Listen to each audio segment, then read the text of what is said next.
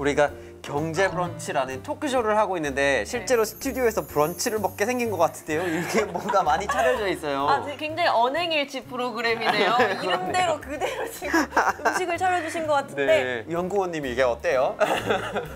그 음식들이 있으니까 저도 편하게 좀 얘기하면서 네. 수다 떨듯이 설명할 수 있을 것 같네요. 약간 배고프신 것 같은데요. 네, 제가 배가 많이 고파요. 건배해야 되지 않을까요? 이렇게 막 장까지 차려져 있으면. 그러면 타이러 씨가 한번 해주세요, 그 건배사를. 제가 시키려고 했는데 먼저. 그러면 타이러 씨 말고 다른 사람이 하죠. 다른 사람이 이렇게 하고 싶어 하는 사람이 하면 안 돼. 김동혁 연구원님이 한번 해주시죠. 저요? 그냥 뭐 경제 브런치를 위하여 그렇게 좋아요, 할까요? 좋아요. 네, 경제 브런치를 위하여. 위하여.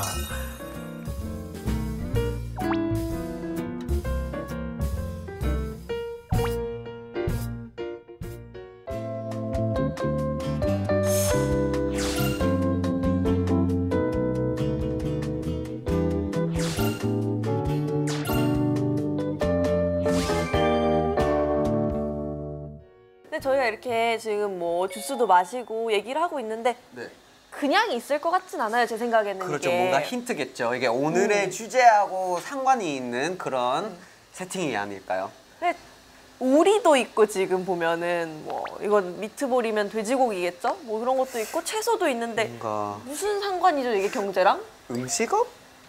음식업인가요? 요식업. 요식업인가요? 어떻게 생각하세요? 이 경제 전문가 입장에서 볼 때 요식업보다는 아마도 이걸 생산하는 농업이나 축산과 관련된 게 아닐까 생각을 합니다. 그러면 뭐 어떤 주제인지를 한번 확인해 봐야 되겠죠? 네. 대한민국 경제 프로젝트 맛있는 경제 브런치 함께해요. 함께해요.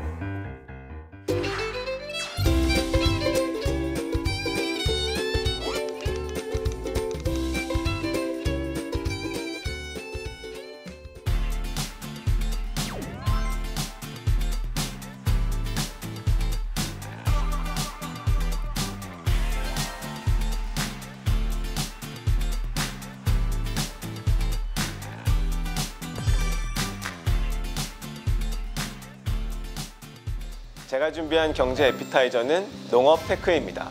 농업은 굉장히 노동 집약적이고 기술은 그렇지 않기 때문에 어색하다고 느낄 수 있는데 이 두 개가 결합되면 굉장히 큰 시너지 효과가 발생을 합니다. 이 한간에서는 이 두 가지의 기술이 결합된 산업을 6차 산업이라고도 설명을 하고 있습니다. 6차요? 그럼 5차는 뭐였어요? 5차는 뭐였어요? 자, 들어보세요. 자, 1차 산업이라고 하는 건 지금 우리가 보고 있는 농업이나 임업, 축산업, 광업 등을 이야기합니다. 네. 그리고 2차 산업은 일반적으로 얘기하면 제조업이죠. 1차 산업의 부산물들을 가지고 소비자나 생산자에게 판매하는 물건을 만드는 겁니다.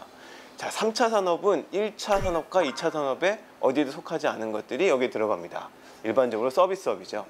만들어진 것을 판매하거나 아니면 다른 서비스를 얹어서 누군가에게 편익을 높여주는 산업이 서비스업입니다.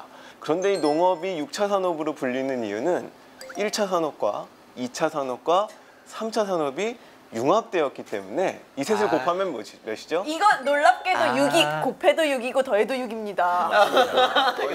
생명이시네요. 네. 그래서 6차 산업은 이 세 가지의 산업이 모두 융합되어서 아주 고부가가치를 창출하는 산업이라는 의미에서 농업으로 인한 이 산업을 6차 산업으로 정의를 하고 있습니다. 그래서 농산물의 제조의 부가가치가 더해지고 서비스의 부가가치가 더해져서 그리고 오늘날에는 IT, 바이오테크, 나노테크 같은 것도 결합이 되어서 아주 큰 부가가치를 창출하는 산업으로 각광을 받고 있습니다. 저희가 지금 농업에 대해서 이야기를 하고 있는데 사실 저희 중엔 농업 전문가가 없잖아요. 그러니까 아무래도 농업 그렇잖아요. 네, 그러니까 농업을 잘 아시는 분을 한 분 모셔서 이야기를 나눠보면 더 좋을 것 같아요. 좋죠. 그럼요. 네, 김상철 박사님 나와주세요.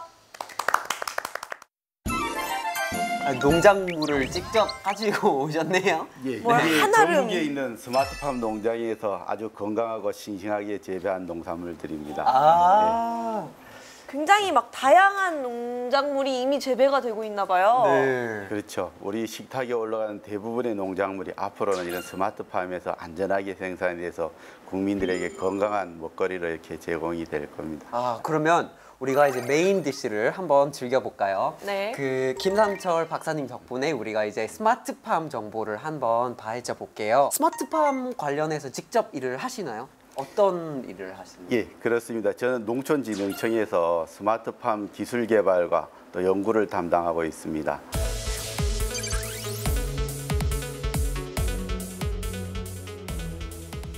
저도 예전에 사실 고등학교 때 농사를 지었었거든요. 어떤 농사요?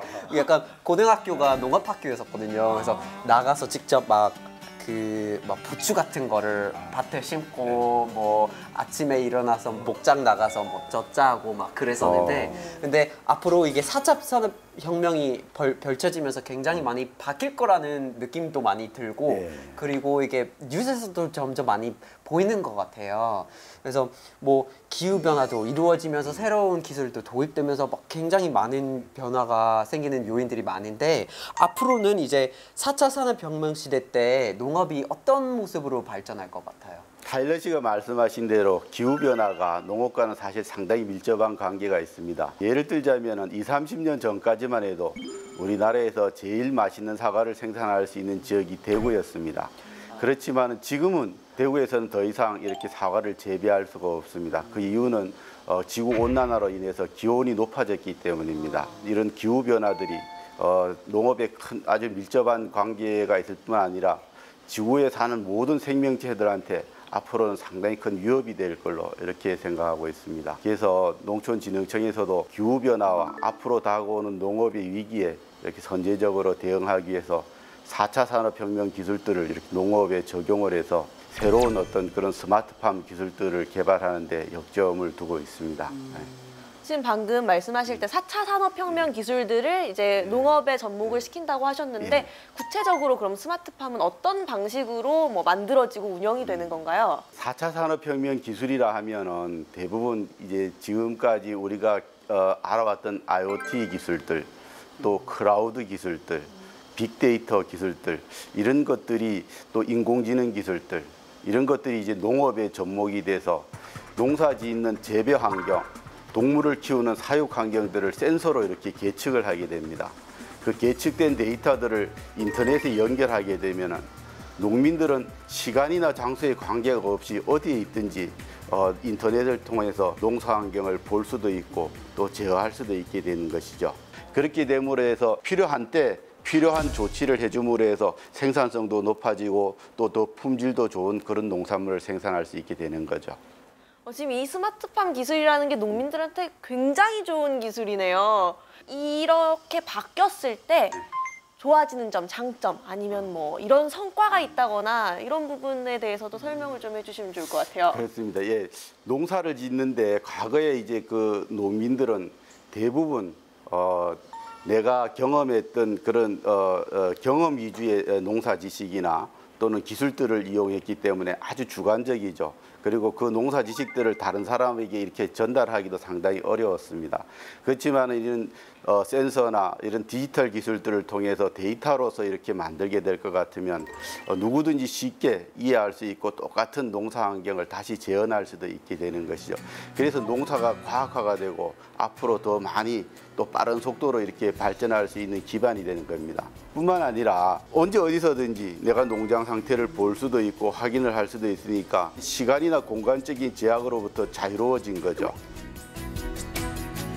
계속 이렇게 뭐 농업 얘기를 하고 있는데 우리 앞에 있는 이 농작물이 계속 생각나는 거예요. 막 눈에 띄고 그래서 그냥 쉬어간다는 의미로 여기에 뭐가 있는지 한번 맞춰볼까요?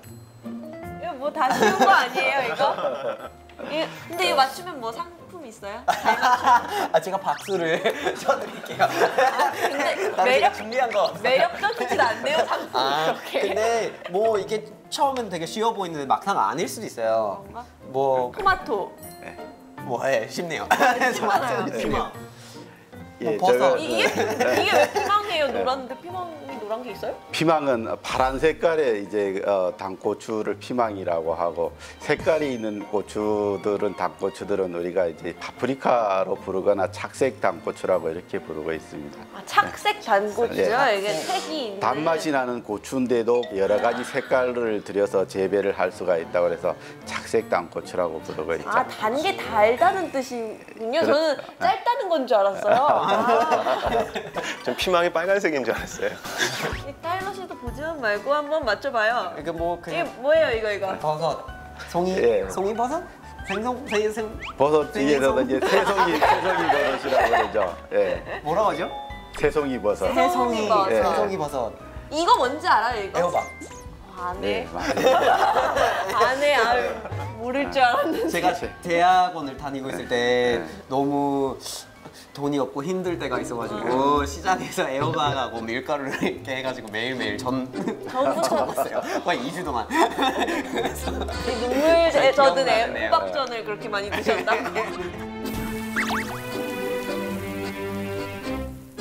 근데 이렇게 많은 이 과일과 채소가 지금 다 스마트팜에서 나왔다는 그렇습니다. 얘기잖아요. 예. 그럼 종류가 이렇게 다양한 만큼 이미 우리나라에 스마트팜이 많이 있다는 얘기네요. 아직까지 스마트팜 시장은 그렇게 활성화되거나 규모가 큰 편은 아닙니다. 우리나라 전체 그 농자재 시장이 한 1% 정도가 되고 있는데요. 스마트팜은 사실 2014년부터 이렇게 정부에서 이렇게 기술 개발과 이제 보급 확산을 역점으로 해서 이렇게 추진을 하고 있습니다. 그래서 2014년에는 이런 스마트팜 온실 같은 경우는 한 60헥타 정도에 불과했는데 올해까지 이제 2017년까지 4,000헥타 정도로 이렇게 확대를 해서 이제 공급할 계획으로 이렇게 있습니다. 네, 박사님께서는 실제 현장도 많이 방문을 해보셨을 거잖아요. 예. 그 중에서 특히 인상 깊은 그런 곳이 있었나요? 야, 여기 진짜 좋더라 이러는데요. 네. 예, 사실 스마트팜 기술들은 농사를 오랫동안 지어온 분들이나 또는 그 농사의 경험이 많은 분들한테도 유익한 그런 시스템이지만은 새롭게 기농을 하거나 또는 농업을 통해서 이렇게 그 일자리를 갖고자 하는 젊은 이제 창업농들에게 더 유용하고 편리한 시스템이라고 할 수 있겠습니다. 예를 들자면 토마토 농사를 짓고 있는 이런 홍천의 어떤 농가 같은 경우에는 기농한 지 한 4년 정도가 됐는데 이런 스마트팜 기술 도입을 통해 가지고 다른 사람보다 빠르게 생산성을 향상시켜서 스마트팜을 도입하기 전보다가 생산성이 한 40% 정도 이상 이렇게 향상되는 결과들을 보이고 있거든요. 또 버섯을 이렇게 재배하는 농가 같은 경우에도 버섯은 사실 이런 그 품질이나 또 생산성이 온도나 습도에 아주 민감하기 때문에 온도나 습도를 조절하기 위해서는 꼭 사람이 이렇게 그 재배하는 농장 안에 들어가서 이렇게 확인을 하고 또 다시 조절을 해주고 해야 되는데 이런 스마트폰이나 또는 컴퓨터를 통해서 재배하는 환경을 갖다가 내가 실시간으로 보고 필요할 때마다 즉시 생육 환경들을 조절해주고 온습도를 이렇게 제어를 해주다 보니까 생산성도 훨씬 높아지고 품질도 좋은 그런 버섯을 생산할 수 있다고 합니다. 그래서 지금은 하루에 약 500kg 정도의 이런 500kg이요? 그렇죠. 엄청난 양이네요. 네, 500kg 정도를 생산을 해서 이렇게 이마트나 이런 데 납품을 하고 있다고 합니다. 전 버섯이 그렇게 빨리 자라는지 몰랐어요. 그러네요. 이 한국의 스마트팜 기술이 진짜 많이 발전되고 있고 개발되고 있구나라는 거를 되게 잘 느껴지는 것 같아요. 저는 이 말씀을 들으니까. 근데 이렇게 우리나라에서 어떻게 개발을 하고 있는지를 듣다 보니까 해외에서는 어떤 식으로 되고 있는지 궁금하거든요. 김동영 연구원님이 좀 설명을 해주세요. 네, 해외 많은 국가들이 이 스마트팜에 뛰어들어서 기술들을 개발을 하고 있습니다. 물론 말씀하신 대로 그 기술 개발의 추이는 대동소이합니다. 농업기술에 4차 산업혁명들의 기술을 붙여서 새로운 부가가치를 창출하는 거죠. 그런데 국가마다 제약들이 조금씩 다르기 때문에 강조하는 점들은 조금씩 차이가 납니다. 가깝게는 우리 옆에 있는 일본을 떠올릴 수 있는데요. 2014년에 일본의 농업 인구는 220만을 넘었는데 그 가운데 절반 이상이 65세 이상의 고령 인구였습니다. 그래서 일본이 생각해낸 방법은 식물 공장을 만든 거죠. 수직형의 공장을 만들어서 아주 폐쇄된 공간 속에 식물이 자라기에 최적의 환경을 만들어 놓고 거기에서 작물들이 자랄 수 있는 어떤 농법을 개발한 겁니다. 그리고 오늘날에는 일본이 앞서 있는 그 로봇 기술을 활용해서 로봇 농업을 준비하려고 또 박차를 가하고 있습니다. 일본뿐만 아니라 가장 모범적인 국가로 꼽히는 곳은 네덜란드입니다. 네덜란드는 국토 25%가량이 해수면 아래에 놓여 있어서 염분이 많고 그리고 일조량이 적어서 매우 기온이 낮은 그러한 농업에 불리한 특성들을 다수 가지고 있습니다. 그럼에도 불구하고 놀라운 건 네덜란드가 미국의 다음으로 세계 2위의 농업 수출국이라는 점입니다. 진짜요? 그렇게 네. 많이요? 네, 그 조그만 나라가 너무 중국보다도 훨씬 많이요? 어머, 굉장히 어떻게 많은 그렇게 되는 부분을 거예요? 그 네덜란드가 이렇게 농업 경쟁력을 가질 수 있었던 이유는 바로 스마트팜 기술들 때문입니다. 네덜란드의 스마트팜 공장에 가보면 대규모 온실단지가 있는데 밖에서 보면 농장이라기보다는 거의 공장에 가까울 정도로 다양한 시설들이 집적이 되어 있습니다. 더 놀라운 건 농부들의 농사 방식입니다. 낫을 들고 밀짚 모자를 쓰고 밭에 가 있어야 될 농부들이 PC 앞에 앉아서 데이터를 관리하고 농작물의 성장 그리고 환경 최적화 여부를 데이터로 확인하는 과정으로 농사를 대신하는 모습을 우리가 살펴볼 수가 있습니다.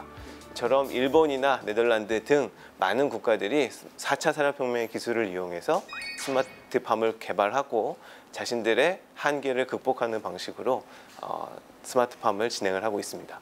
근데 아까 말씀하신 것처럼 미국이 굉장히 농작물 생산을 많이 하는 나라잖아요. 근데 타이러 씨가 미국인이시니까 좀 더 잘하실 것 같은데 미국은 어떤가요? 유행하는 게 많아요. 창문 농장도 있어요. 창문, 그러니까 큰 창이 있으면 수경 재배로 위에서 아래로 막 물이 흐르고 거기다가 막 상추나 토마토 같은 거를 사람들이 집이나 사무실에서 키우는 것도 있고 그거를 훨씬 더 큰 규모로 만들어 가지고 수직 농장이라고 해서 거의 공장처럼 돼 있는데 수직적으로 되게 책장들이 이렇게 쫙 나열돼 있는 거 그런 것처럼 그게 다 식물이 돼 버리는 거예요. 네, 그래서 그런 모습의 수직 농장이 점점 많아지는데 지금 세계적으로 가장 큰 규모의 수직 농장이 지금 미국에 있어요. 10m 정도 높이가 되는데 그게 생산량이 진짜 어마어마하대요. 네. 지금 이게 수직적으로 이렇게 쌓을 수 있으면 좁은 땅에서도 많은 농작물을 생산할 수 있는 거잖아요. 근데 특히 우리나라처럼 땅이 넓지 않은 나라는 이런 기술을 잘 활용하면 정말 좋을 것 같아요.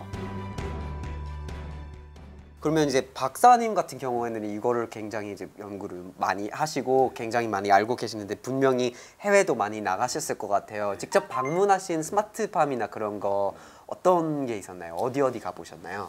예, 저도 이렇게 아까 타일러 씨가 말씀하신 대로 그 플레이트 팜스 이 농장에를 가봤습니다. 그리고 또 실제로 운영되는 그런 모습들도 봤는데요. 컨테이너를 이용해서 그 안에서 이제 작물을 재배할 수 있는 이런 베드라고 그러는데 재배단을 이렇게 설치를 하고 보통 한 40-50cm 정도 이렇게 간격으로 해서 10단 정도로 이렇게 컨테이너 안에 이렇게 설치가 되어 있습니다. 인공 조명과 또 인공 양분들을 이용을 해서 작물을 재배하다 보니까 노지에서 재배하는 것보다 약 80배 정도 이렇게 많은 그런 생산물을 생산할 수 있다고 이렇게 말씀을 하고 있습니다. 그래서 앞으로는 그런 그 식물 공장 기술들이 현재는 경제성이 조금은 이제 낮은 단계지만 기술 발전이 더 이루어진다면은 세계적으로도 그런 어떤 그 앞으로 인류의 먹거리를 이렇게 해결할 어떤 핵심적인 기술로서 이렇게 부상할 걸로 생각이 됩니다. 사실 실내에서 재배할 수 있으면 저 그런 생각을 했거든요.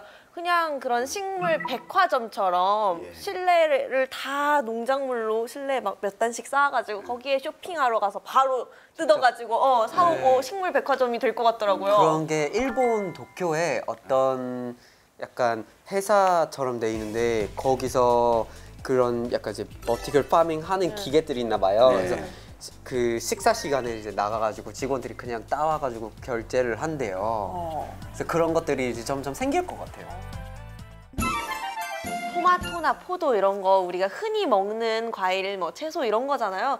전 항상 맛있다 이런 생각만 했는데 오늘 이렇게 많은 기술이 이 안에 숨어져 있다는 걸 알고 나니까 굉장히 다르게 보이는 것 같아요. 이게 예전에는 그냥 이렇게 열매다 이렇게 보였는데 지금은 이 안에 막 그 전체적인 과정이 다 보여요. 보이는 거죠. 얘가 이 센서가 들어가가지고 지금 물을 먹었구나 막 이런 게 막 눈에 보이는 것 같아요 지금. 그죠.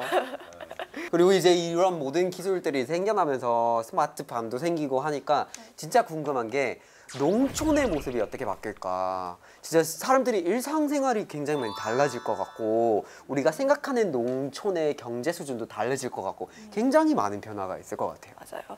이 스마트팜을 전국으로 보급을 시키고 있잖아요. 그러면은 당연히 그에 따른 기술 개발이 선행되어야 될 텐데 기술 개발은 구체적으로 좀 어떤 식으로 이루어지고 있나요? 1세대 기술을 통해서는 현재 농촌에서 이렇게 농민들이 어려워하고 있던 부분들 중에 하나가 이제 시간이나 장소의 제약으로 인해 가지고 농사를 짓는데 어려움을 겪고 있는 걸 해소해주는 이런 기술들이 이제 중심적으로 개발이 되게 되었습니다. 현재 1세대 기술들의 한계는 무엇이냐면은 농사를 잘 짓는 사람들은 농사에 대한 지식을 가지고 내가 농장 환경을 모니터링을 하면서 설정을 하거나 제어를 통해서 농사 환경을 잘 조절을 할 수가 있는데 아무리 편리한 도구를 주더라도 농사에 대한 지식이 없으면은 이걸 설정하거나 농사 환경을 제어를 할 수가 없게 되는 그렇죠. 거죠. 저 같은 사람한테는 완전 까막눈인 거잖아요. 농업에 대해서. 이 데이터가 뭘 의미하는지를 알아야 이렇게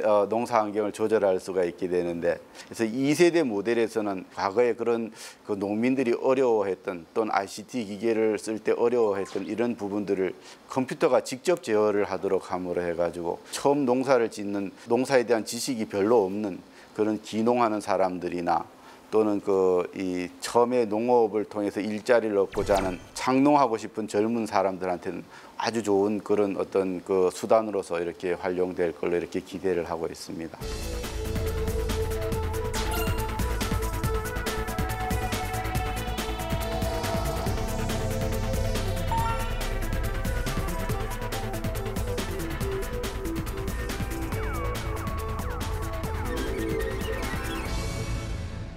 근데 박사님께서 이제 지금 현재의 농업 전문가시잖아요. 그럼 전문가로서 우리나라의 농업은 앞으로 이런 식으로 발전을 해야 된다 이런 방향성을 좀 제시를 해주실 수 있을 것 같아요. 예, 우리나라 농업이 외국 농업에 비해서 규모도 작고 사실 농사 여건도 이렇게 취약한 게 사실입니다. 그렇지만 이제 우리가 이런 기술 집약적이고 여러 가지 단계에 있어서 ICT 기술을 복합적으로 이렇게 적용함으로 해가지고 그런 어려움들을 극복해 나갈 수 있으리라고 이렇게 생각을 하고 있습니다. 우리나라에서 이 스마트 농업들은 현재 아주 이제 시작하는 단계이지만은 2세대나 3세대 스마트팜 기술 개발을 통해서 우리나라뿐만이 아니고 세계인이 함께 쓸 수 있는 그런 글로벌한 어떤 스마트팜 프렌트 모델로서 이렇게 개발을 해 나간다면 우리나라가 세계의 어떤 농업에서의 어떤 경쟁력뿐만 아니라 산업적으로도 세계 농업의 어떤 그런 시스템들을 이렇게 견인해 나갈 수 있는 그런 산업으로서 미래 성장 동력이 될 수 있지 않을까 이렇게 생각을 하고 있습니다. 그럼 농업이 이런 식으로 발전을 해나간다고 생각을 했을 때 사실 농업에서 더 많은 혁신이 일어날 수 있을 것 같잖아요. 네, 그렇죠. 사실 지금은 우리가 뭐 생산하는 방식이 어떻게 바뀌었다, 스마트팜으로 바뀌었다, 아니면 로봇이 와서 뭐 생산을 하니까 여기도 혁신이 있는 거고 이런 건데 또 다른 혁신이 있을 것 같아요. 김통영 연구원님 혹시 뭐 소개해 주실 만한 게 있을까요? 네, 또 하나가 있습니다. 우리가 농업을 아무리 쥐어짜고 쥐어짜도 계속해서 혁신으로 얘기할 것들이 나오고 있는데요. 바로 처방 농업입니다. 계속해서 말씀해 주신 그런 기술들이 극단적으로 발전을 하게 되면 이제는 인공지능 스스로 지금의 상황을 진단하고 분석하고 누구의 판단을 듣지 않고 실시간으로 바로 처방을 함으로써 문제가 발생하기 이전에 문제의 근원을 잘라버리는 거죠. 이것이 농업에서 큰 의미를 갖는 건 자연재해나 기후변화와 같은 인간의 노력으로 어떻게 할 수 없는 불확실성들을 크게 줄여준다는 점에 있습니다. 그런데 이러한 인공지능이 극단적으로 발전하기 위해서는 사실은 인공지능 기술만 발전해서는 불가능합니다. 여러분도 얼마 전에 알파고가 이세돌을 이겼던 그 경기를 기억하실 겁니다. 네. 네네. 알파고는 어떻게 해서 바둑을 배울 수 있었을까요? 하면서 배웠죠. 인간이 놓은 기보를 학습해서 이제 바둑이라는 게 뭔지 배웠잖아요. 맞습니다. 구글의 자회사인 알파고 회사가 바둑을 선정했던 이유는 굉장히 많은 기존의 데이터가 동일한 형식으로 쌓여 있었기 때문입니다. 농업 분야도 이와 마찬가지입니다. 기존의 농업 데이터들이 분석할 수 있는 형태로 체계적으로 정리가 되어 있지 않으면 아무리 인공지능 기술이 발달한다고 하더라도 인공지능만으로는 한계에 부딪힐 수밖에 없습니다. 따라서 인공지능의 계속되는 혁신을 살펴보는 것도 굉장히 중요하지만 지금 수준에서 우리가 할 수 있는 어떤 영역들을 차곡차곡 준비해 나가는 것도 미래를 위한 아주 중요한 준비 단계라 할 수가 있겠습니다. 말씀하신 대로 이제 그 좋은 인공지능의 어떤 그런 그 조건이 좋은 품질의 데이터를 생산하고 그걸 입력을 할 수 있어야 좋은 어떤 인공지능의 아웃풋이 나올 수가 있는 겁니다. 그래서 지금 품질 좋은 이런 그 데이터를 생산하기 위해 가지고는 데이터를 생산하는 방법에 대한 것들, 또 데이터의 규격들, 전송하는 데 대한 표준들, 이런 것들이 전체적으로 이렇게 그 규격화가 되고 표준화가 되어야 이런 이제 빅데이터로서의 좋은 가치를 갖게 되는 겁니다. 맛있는 경제 브런치. 네, 오늘은 미래 농업의 희망, 스마트팜이라는 주제를 가지고 다양한 이야기를 나눠봤습니다. 오늘 김상철 박사님께서 스마트팜이 뭔지, 그리고 우리나라에서는 어떻게 되고 있는지 구체적인 사례까지 들어주시면서 설명을 해주셔서 어려울 줄 알았는데 의외로 그렇게 어렵진 않고 굉장히 재밌는 시간이었어요. 그러면은 이제 메인 디시를 먹었으니까는 활용 정점을 찍는다고 생각을 하고 후식의 개념으로 한번 정리해 들어가 볼까요? 네, 제가 준비했습니다. 오늘 이야기한 스마트팜 관련 경제 지식 중 핵심만 쏙쏙 뽑아서 만든 후식 함께 보시죠. 경제 브런치 오늘의 주제, 미래 농업의 희망 스마트팜. 스마트팜이란 작물의 생육 정보, 환경 정보 데이터를 기반으로 최적의 환경을 조성해 농산물을 생산하는 미래형 농장입니다. PC나 스마트폰으로 온도, 습도, 에너지 등을 모니터링하고 관리하며 스마트 온실, 스마트 과수원, 스마트 축사 등 농업 전 분야에 적용됩니다. 제초용 로봇, 시비용 로봇, 방제용 로봇, 수확용 로봇 등 스스로 판단하고 자율주행을 하는 효율적인 기계와 로봇이 농부로 활약하는 세상이 다가오고 있습니다. 스마트팜의 확산과 미래농업의 혁신을 기대해봅니다. 맛있는 경제 브런치. 진짜 오늘 맛있게 먹었는데 너무 시간이 훌쩍 간 것 같아요. 그러니까요. 그리고 4차 산업혁명이 이렇게 재밌는 내용이 많이 있는지도 몰랐어요. 그래서 앞으로는 또 어떤 주제가 이 경제 브런치의 재료로 올라올지 정말 기대가 됩니다. 네. 오늘 박사님 어떠셨나요? 저도 스마트팜 개발을 하는 전문가로서 오늘 여기에 이렇게 참석을 하게 됐는데 저보다 또 많은 정보를 가지고 계시고 또 새로운 정보를 주시는 분들도 계셔가지고 저도 저희한테서는 아주 소중한 경험이었고 또 새로운 그런 정보를 얻을 수 있는 기회가 되기도 했던 것 같습니다. 네. 오늘 김동영 연구원님은 어떠셨어요? 계속해서 경제 전문가의 시각으로 볼 수밖에 없게 되는데 현존하는 경제 방송 중에 가장 쉬운 방송이 아닌가 싶습니다. 이 전문가분께서 이렇게 얘기를 하시니까 좀 신뢰가 가고 그러네요. 오늘 하신 말씀 중에 가장 믿음직스러운 말씀이셨어요. 다행입니다. 네, 그러면 저희는 다음에도 재밌고 맛있는 경제 브런치로 찾아뵙겠습니다. 대한민국 경제 프로젝트 맛있는 경제 브런치.